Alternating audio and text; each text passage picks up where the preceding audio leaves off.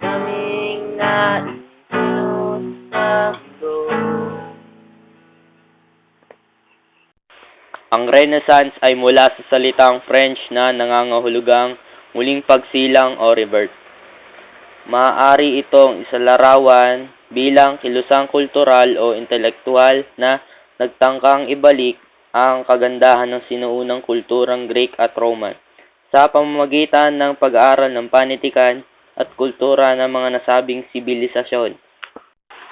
Nagkaroon ng malaking pagbabago sa pagtingin sa politika, relihiyon at pag-aaral sa nasabing panahon. Hinimok din nito ang pagkamalikhain sa sining na pinatunayan ng mga henyo tulad ni Rafael Santi, Michelangelo, at Leonardo da Vinci. The Last Supper painting. The Last Supper painting is a late 15th century mural painting by Leonardo da Vinci in the refectory of Convent of Santa Maria della Grazie, Milan.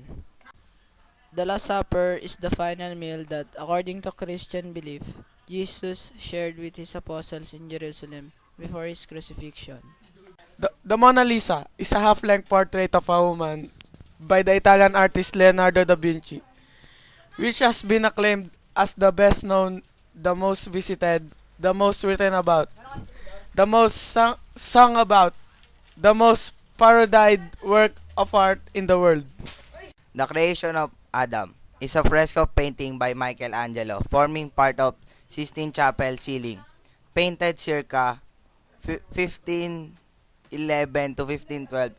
It illustrates the biblical creation narrative from the book of Genesis, in which God breathes life into Adam, the first man. The Transfiguration is the last painting by the Italian High Renaissance master Raphael, commissioned by the Cardinal Guido de Medici, the later Pope Clement Ville, and conceived as an altarpiece for the Narbonne Cathedral in France. Raphael worked on it until his death in 1520.